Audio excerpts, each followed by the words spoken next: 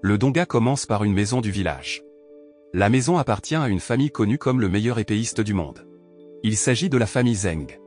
La famille Zheng choisira l'un des meilleurs fils de chaque génération pour lui succéder.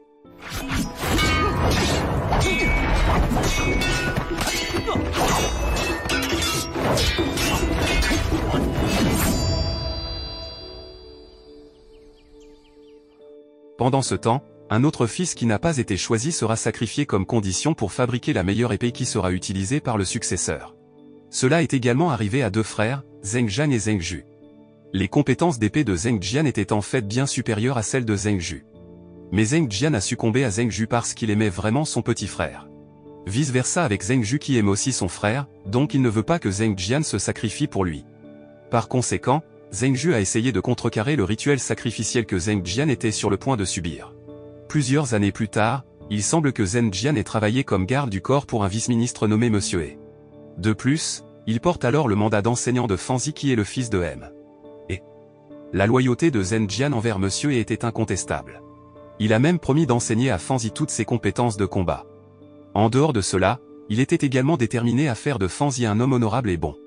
Pendant ce temps, Monsieur He est connu comme un fonctionnaire très friand de littérature. Beaucoup de gens ont été émerveillés par les poèmes qu'il a publiés. Mais derrière son talent pour composer de la poésie, ce n'est pas du tout une bonne personne. Une fois, il a rejeté une demande d'aide d'un leader communautaire nommé Lin Wensan, ou Wensan, à ce moment-là, s'est prosterné devant Monsieur He tout en demandant de l'aide pour aider son peuple frappé par une catastrophe. Monsieur He n'a pas bougé face à la demande de Wensan. En raison de sa mauvaise nature, la famille de Monsieur He a connu un désastre. Cet incident a commencé avec Monsieur He qui voyageait hors de la ville. À ce moment-là, Monsieur He ne réalisait pas qu'il avait en fait été piégé par Li, sa servante, et qu'elle avait comploté avec Longchin, un guerrier à la poigne de fer, pour tuer M. Et tous ses gardes. Outre les deux, le moine Buping, membre de la secte du Lotus Blanc, a soutenu le plan d'assassinat. Ils avaient tous prévu d'empoisonner la nourriture de Monsieur He et de ses gardes du corps. Zheng Jian, qui accompagnait Feng Zi à la pratique, lui a demandé de se cacher dans un endroit sûr. Apparemment, Zheng Jian s'est rendu compte qu'ils étaient actuellement dans le piège de l'ennemi. Feng Zi se précipite pour trouver un endroit sûr, tandis que Zheng Jian se prépare à se battre avec les moines Buping et Longchin. Zheng Jian, qui était l'épéiste numéro 1 au monde, était plus fort que Buping et Longchin. Il pouvait facilement les vaincre grâce à ses compétences de contrôle de l'épée, même si son énergie était vraiment épuisée à ce moment-là. Apparemment, il avait mangé le plat empoisonné servi par Li. Peu de temps après, un chef de gang du canal Nanking nommé Luo Tong est apparu au milieu de leur bataille. Il n'avait pas l'intention de combattre Zheng Jian. Il essayait juste d'expliquer à Zheng Jian qui était réellement M. Et Luo Tong a alors réussi à convaincre Zheng Jian de pouvoir renoncer à la vie de Monsieur He pour la paix des habitants du pays. Pendant ce temps, Monsieur He, qui avait été acculé sans aucun soutien de qui que ce soit, a tenté de sauver Fanzi. Il a ensuite descendu Fanzi dans un puits sec pour se cacher. Mais alors que Monsieur He abaissait Fanzi, tout à coup, son corps a été transpercé par une épée. Apparemment, l'épée appartenait à Luo Tong. Le jeune Fanzi ne pouvait qu'être confus. De plus, Fanzi a vu de ses propres yeux son père se faire tuer par Luo Tong. Heureusement, Luo Tong, sachant où se trouvait Fanzi, a décidé de ne pas le tuer et a plutôt essayé de cacher où il se trouvait à ses amis. Luo Tong est parti, laissant Fanzi seul dans le puits. Après, Fanzi était sûr que tout le monde était parti. Il est sorti du puits avec difficulté. Il a alors commencé à marcher seul dans la nuit froide, dans l'espoir de trouver quelqu'un qui pourrait l'aider. D'un autre côté, Scarlett, la petite amie de Luo Tong, s'est soudainement approchée de Luo Tong avec une expression agacée sur le visage. Scarlett a ensuite exprimé sa déception face à ses actions et à celles de son ami. C'est parce qu'ils ont rompu l'accord où leur véritable cible était uniquement Monsieur He. Mais ce qui s'est passé, c'est tout le contraire, les soldats innocents ont également dû devenir des victimes au cours de la mission. Au même moment, Buping se souvint soudain de la silhouette de Fanzi qui avait échappé à leur poursuite. Il a l'intention de retourner sur les lieux du massacre de Monsieur He et de ses soldats et d'en finir avec Fanzi. Il craignait que Fanzi ne soit un désastre pour eux à l'avenir. Connaissant les intentions de Buping, Scarlett et Luo Tong qui n'étaient pas d'accord avec lui, tentèrent alors de l'arrêter. Mais malheureusement, ils n'étaient pas égaux à Buping et il a réussi à gagner la bataille. Heureusement, Fanzi s'était déjà enfui avant d'être retrouvé par Buping. Buping était agacé par cela et a exprimé sa colère contre Longchin, disant que Fanzi deviendrait un obstacle pour eux tous. Cependant, la dispute entre Buping et Longsun ne dura pas longtemps car soudain, un guerrier apparut qui avertit Buping de s'arrêter. 13 ans plus tard, Fanzi est un jeune homme aux cheveux mi-longs chevauchant son cheval au milieu du désert. Maintenant, Fanzi était devenu un épéiste entraîné.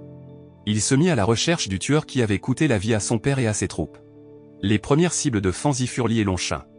Mais avant de les affronter tous les deux, il a dû affronter les voyous qui essayaient de se mettre en travers de son chemin et de protéger Li et Longchin. Cependant, ces voyous pourraient facilement être vaincus par Fanzi. Il a réussi à tous les vaincre en peu de temps. Fanzi s'est alors précipité pour chasser Li, qui essayait également de se défendre en lançant des attaques sournoises depuis l'obscurité. Cependant, peu importe les efforts déployés par Li pour l'attaquer, Fanzi a finalement réussi à la vaincre. La prochaine cible de Fanzi était Longchin. Contrairement à Li qui semblait peu préparé, Longchin semblait s'être préparé à se battre avec Fanzi. Fanzi avait l'air dépassé et a dû être projeté plusieurs fois à cause des attaques de Longchin.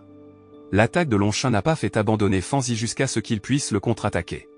Une épée était plantée dans la poitrine de Longchin en signe de sa défaite.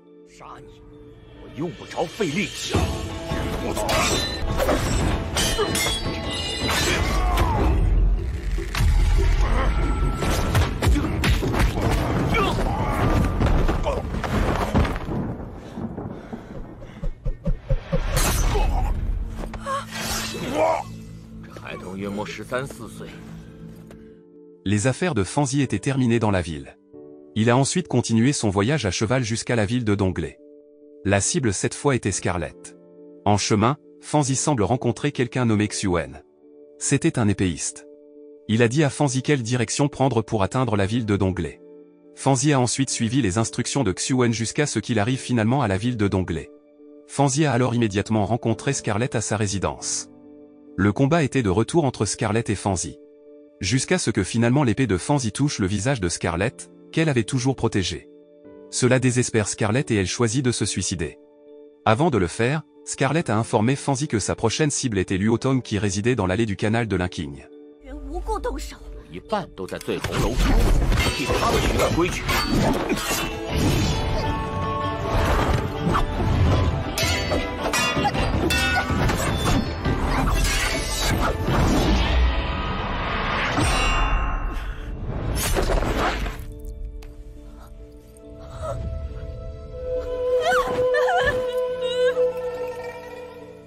Alors que Fanzi poursuivait son voyage, il rencontra une petite fille nommée Aya. Aya s'est avérée être prisonnier dans la résidence de Scarlett. Aya veut partir en voyage avec Fanzi et à cause du seul état de santé d'Aya, Fanzi lui permet de l'accompagner. Ce jour-là, Luo Tong a pratiqué l'escrime lorsqu'il a appris la nouvelle du décès de Scarlett.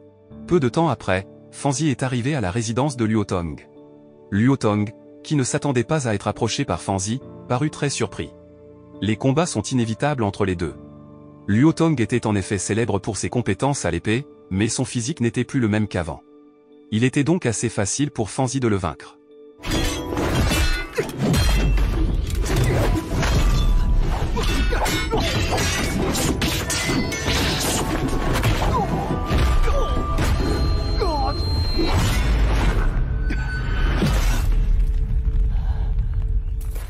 Luo Tong et Zhen Xiangao semblaient s'enfuir, mais ils ont été rattrapés par Fanzi. Il fut obligé de revenir lui faire face. Cependant, lorsque Luo Tong était sous le contrôle de Fanzi, il ne l'a pas tué. Luo Tong a ensuite raconté à Fanzi l'incident d'il y a 13 ans, où il s'est souvenu de son nouveau-né lorsqu'il a vu le petit Fanzi, et c'est pourquoi il ne l'a pas tué. Luo Tong a alors regretté ce qui s'était passé car il avait créé un désastre. Il a ensuite permis à Fanzi de le tuer. Cependant, Fanzi a refusé et lui a demandé à la place quelle direction il devait prendre ensuite. Luo Tong lui a ensuite donné un poème contenant le mot au lotus blanc, mais Fanzi ne semblait pas comprendre le sens de la rime. Luo Tong a alors conseillé à Fanzi de se libérer de sa rancune. Fanzi a ensuite expliqué la douleur qu'il avait ressentie sans mère depuis son enfance alors que son père et le reste de sa famille étaient massacrés. Fanzi sentit qu'il devait se venger pour continuer sa vie en paix. Il a ensuite continué son voyage mais avant cela, il a donné une épée appelée Plume à Aya. Il a demandé à Aya d'apporter et de garder l'épée. Alors qu'il poursuivait son voyage, Fanzi réfléchit à la signification du poème auquel Luo Tong faisait référence. De façon inattendue, il a rencontré à nouveau Xuen. Fanzi n'a pas perdu l'occasion de demander le sens de la rime mentionnée par Luo Tong. Sur la base de la réponse de Xuen, l'indice de Luo Tong a conduit à une secte appelée Lotus Blanc. Sans plus attendre, il monta immédiatement à cheval et suivit les instructions de Xuen. Xuen, qui connaissait le but du voyage de Fanzi, a alors suggéré la même chose que Luo Tong, à savoir qu'il devait abandonner sa rancune pour ne pas être accablé. Cependant, la réponse de Fanzi était toujours la même. Il pensait qu'il devrait au moins faire respecter la justice pour ce qui s'était passé. La secte du Lotus est dirigée par une femme nommée Yao Mei. Buping, qui était au courant du plan de représailles de Fanzi, semblait inquiet et ennuyé. Il a ouvertement blâmé Yao Mei pour cet incident. Il pensait que s'ils avaient réussi à tuer Fanzi dans le passé, il n'y aurait pas d'incident de vengeance comme celui-ci. Buping, qui ne pouvait pas contenir sa colère, l'a soudainement déversé sur Yao Mei. Mais le combat n'a pas duré longtemps car ils ont réalisé que cela ne résoudrait rien. Pendant ce temps, sur le chemin de la secte du Lotus Blanc, Fanzi rencontre accidentellement un vieux moine qui tente de l'avertir d'arrêter sa vengeance. Fanzi, qui se sentait mis au défi, a essayé de tester la force du moine à l'aide d'un bâton de bambou. Ils se sont alors tous deux lancés des attaques. Au début, Fanzi était constamment sous la pression du moine, mais lentement, la situation a commencé à changer à mesure qu'il s'habituait au schéma d'attaque du moine. L'attaque du moine l'a amené à laisser Fanzi continuer son voyage. Le moine pensait que Fanzi avait suffisamment de capacité pour faire ce qu'il voulait. Fanzi et Aya ont continué leur voyage jusqu'à ce qu'ils rencontrent le moine Buping qui se préparait déjà à accueillir l'arrivée de Fanzi. Sans plus attendre, Fanzi en profita immédiatement pour se venger. Malgré cela, Buping et ses 4 subordonnés étaient en effet assez difficiles à conquérir. De plus, la formation d'attaque qu'ils ont utilisée n'a pas du tout donné à Fanzi une chance de contre-attaquer. Fanzi a continué à essayer de survivre jusqu'à ce qu'à un moment donné, ils réussissent à trouver une brèche dans la formation ennemie. Fanzi en a immédiatement profité et a utilisé cette faille pour renverser la situation. En fin de compte, Fanzi a réussi à écraser Buping et ses hommes.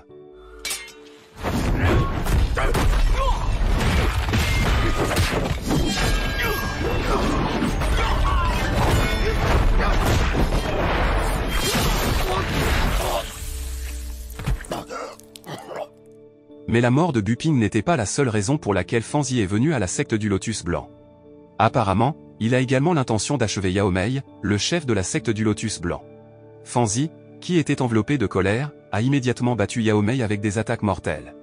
Jusqu'à ce que lentement, Yao Mei soit de plus en plus coincée par lui et, de manière inattendue, elle a fini par mourir non pas à cause de l'attaque directe de Fanzi mais parce qu'elle essayait de protéger Aya de l'attaque manquée de Fanzi.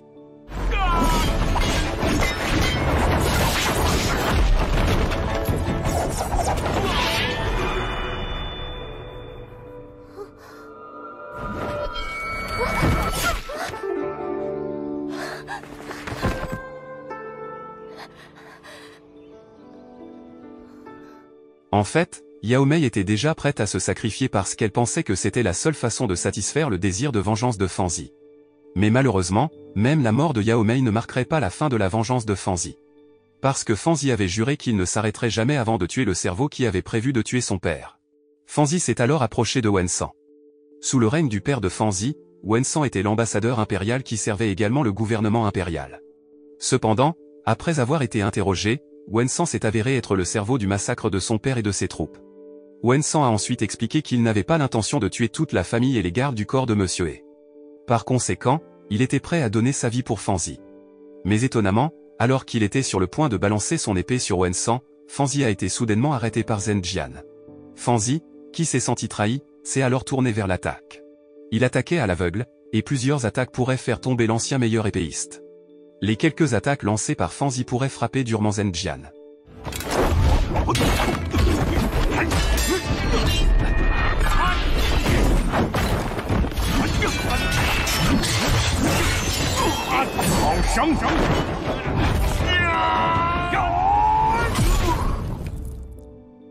Cependant, Zhen Jian a essayé d'expliquer les raisons de son parti et pourquoi il défendait Wensan.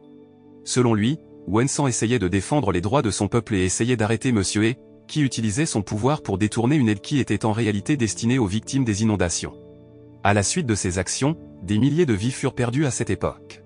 L'explication de Zhen Jian n'a pas suffi à empêcher Fanzi de se venger de sa famille. Fanzi s'est tourné vers Wensan et l'a tué sur le champ.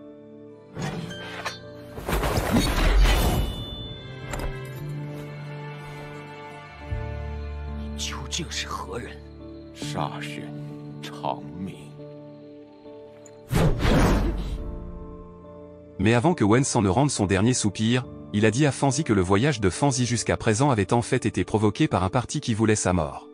Wensan le savait déjà, mais il a choisi de garder le silence, il pensait qu'il serait inutile d'expliquer cela à des gens aveuglés par la vengeance. Les paroles de Wensan ont fait comprendre à Fanzi que ce qu'il avait dit était vrai. Wensan a alors ordonné à Fanzi de retourner dans le pays Zhou et de vivre une vie paisible. Quelque temps plus tard, Zheng Jian et Luo Tong se sont rendus sur la tombe de Monsieur He. Là, il a raconté tout ce qui était arrivé à Fanzi. Il s'est ensuite excusé auprès de Monsieur He pour tout le mal qu'il lui avait fait. Dans le passé, pensait-il, en trahissant Monsieur He, la paix reviendrait dans leur pays. Maintenant, il réalisait qu'il s'était trompé depuis le début. Ce qui s'est passé, c'est le contraire. La tristesse et le regret étaient vraiment épais, tout comme Luo Tong. Cette nuit-là, ils se sont réunis tous les deux avec Buping qui était encore en vie. Il a exprimé ses regrets pour sa décision prise il y a 13 ans. Il ne s'attendait pas à ce que Fanzi soit si profondément empêtré dans ce gouffre de vengeance. Le message moral que l'on peut en tirer est que la vengeance n'apportera pas la paix mais nous amènera à sombrer davantage dans le regret.